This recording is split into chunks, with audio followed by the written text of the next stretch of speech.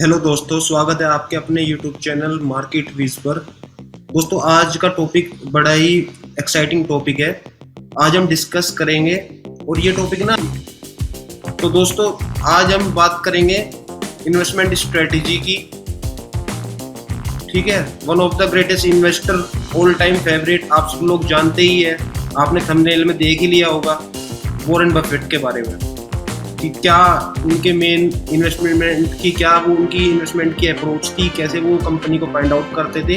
तो उनकी स्ट्रेटेजी को सीख कर हम अपने इन्वेस्टमेंट पर अप्लाई कर सकते हैं। तो इस वीडियो को अंत तक देखें तो आपको पता लगेगा कि उनकी क्या की प्रिंसिपल्स थे, क्या स्ट्रेटेजी थी जो हम अपने खुद के इन्वेस्टमेंट पर फॉलो कर सकते हैं। सो दोस्तों, करते हैं स्टार्ट। आप सभी इनको तो जानते ही है, दुनिया के एक महान successful investor, one and only Warren Buffett. तो दोस्तों, स्ट्रेटेजी पे आने से पहले कुछ वो कर लेते हैं। ये जाने ही जाते थे ओरेकल ऑफ ओमाहा के नाम से। उनका एक क्योट था कि हमें ना डर को ना अपना एक फ्रेंड बना लेना चाहिए, क्योंकि डर में ही हमें बार्गेनिंग पावर मिलती है, सस्ते स्टॉक मिलते हैं, कहाँ पे खरीदना, क्योंकि डर में ही हमें स्टॉक मिलेंगे डिस्काउंट पर।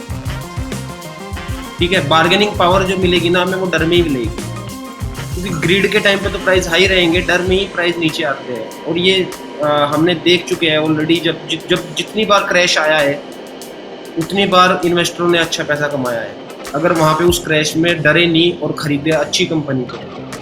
तो दोस्तों, करते हैं वॉरेन बफेट के बारे में। Warren Buffett chairman and CEO है बर्कशायर हैथवे के, और उनकी सक्सेस को तो आप सभी लोग जानते ही है, स्टॉक मार्केट में एक महान इन्वेस्टर है। तो उनकी इन्वेस्टमेंट फिलोसफी, हर जगह से उनकी इन्वेस्टमेंट फिलोसफी ने सब सीखते हैं, उनकी इन्वेस्टमेंट फिलोसफी से सबको वैल्यूएबल लेसन्स मिलते हैं उनकी अप्रोच से।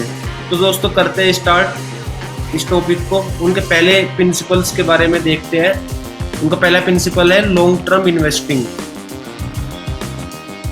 जैसे कि आप लोग नाम देखकर ही आपको पता लग गया होगा लॉन्ग टर्म इन्वेस्टिंग, क्योंकि वो ना जो पहला ये जो प्रिंसिपल है ना, वो हमेशा फॉलो करते थे लॉन्ग टर्म इन्वेस्टिंग। वो हमेशा यही बोलते थे कि आपकी जो होल्डिंग है ना, वो जो फेवरेट आपकी होल्डिंग है, उसका कोई टाइम नहीं है, वो फॉरएवर के लिए है। आपका एक अच्छा इन्वेस्टमेंट आप फॉरएवर तक रख सकते हो। तो बफेट सर बिलीव करते थे buying holding great companies for long period rather than trading in stock. वो लॉन्ग टर्म के लिए बिलीव करते थे कि स्टॉक को, कंपनी को रखना, क्योंकि वो बिजनेस में पैसा लगाते थे, वो स्टॉक्स पे पैसा नहीं लगाते, वो बिजनेस पर लगाते थे पैसा। ठीक है, तो हम सभी भी इस स्ट्रेटेजी को फॉलो कर सकते हैं, इस प्रिंसिपल को।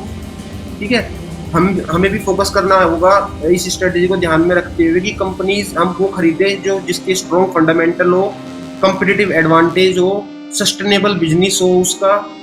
ठीक है, वो स्टॉक चुनना है हमें, तो डर ना लगता हो कि मैं इसको 1 साल रखूँ, 2, 3 साल, 10 साल, डेकेड तक का मैं रख सकूँ, वो कंपनी चुननी चाहिए। ये प्रिंसिपल हमें वही बताता है। ठीक है दोस्तों, चलते हैं नेक्स्ट प्रिंसिपल पर, value investing. Value investing Warren Buffett sir ने, जहां पे वैल्यू इन्वेस्टिंग का नाम हो वहां पे वॉरेन बफेट का नाम आता ही आता है, क्योंकि वो जाने ही इसी वजह से जाते हैं वैल्यू इन्वेस्टिंग। उनको पता नहीं, उनको क्या ही उनके फिलोसफी है, क्या ही उनकी नॉलेज स्किल है कि वो कंपनी के अंदर की वैल्यू पहचान लेते थे। ठीक है दोस्तों, तो हमें वो कंपनी ढूंढनी है जो अपनी इंट्रिंसिक वैल्यू, मतलब अपनी बुक वैल्यू से नीचे ट्रेड कर रही हो। इंट्रिंसिक वैल्यू मतलब उनकी ग्रोथ और उससे नीचे ट्रेड कर रही हो। ठीक है, क्योंकि बहुत से वो आते हैं मार्केट के अंदर शॉर्टर टाइम फ्रेम पे फ्लैक्चुएशन, जिसमें एक अच्छी कंपनी की वैल्यू भी गिर जाती है उस टाइम पे। तो हमें ऐसे टाइम का इंतजार करना है जहाँ पे उस शॉर्ट टर्म के फ्लैक्चुएशन पे कंपनी पे कोई इंपैक्ट नहीं पड़ रहा हो, वो आगे चल के सही हो जाएगा। तो ऐसी कंपनी ढूंढनी है हमें। ठीक है, हम सभी भी इस प्रिंसिपल को अप्लाई कर सकते हैं। रिसर्च करो, एनालिसिस करो, कंपनी के फाइनेंशियल पढ़ो, अर्निंग पोटेंशियल देखो कंपनी का, और इंडस्ट्री का आउटलुक देखो। तो तुम्हें लॉन्ग टर्म जाना है ना, तो कंपनी के अंदर की वैल्यू देखो, क्या वैल्यू है।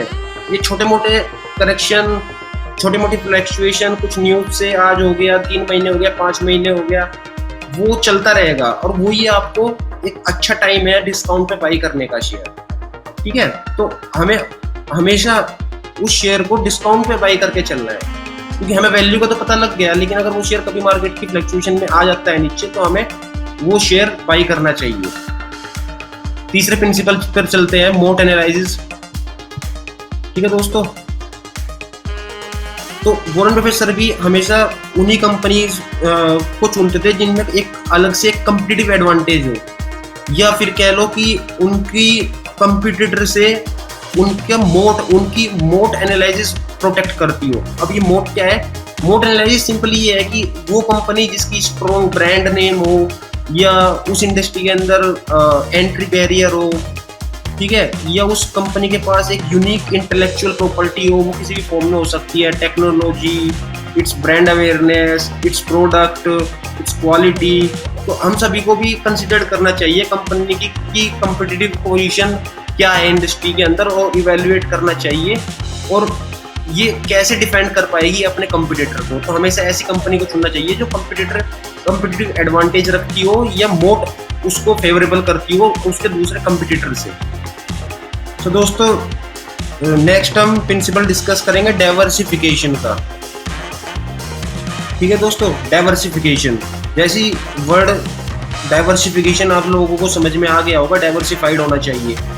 अब ये वाला जो एम है ना, हमें ना एक बैलेंस डाइवर्सिफिकेशन रखना चाहिए अपने पोर्टफोलियो में ना।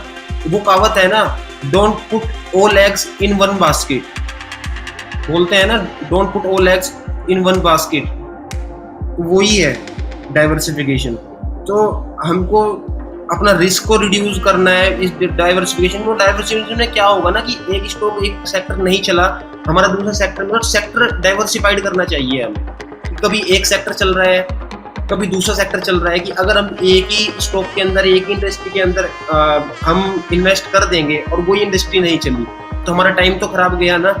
तो इसलिए हमें एक डाइवर्सिफाइड पोर्टफोलियो बनाना चाहिए जिसमें जो सेक्टर बूम कर रहा हो वो भी चल रहा है, दूसरे वाले अभी नहीं चल रहा, जब उनका टाइम आएगा वो चलेगा। ऐसे ऐसे हमें अपना पोर्टफोलियो डाइवर्सिफाई करना चाहिए, ठीक है दोस्तों। And the last is learning.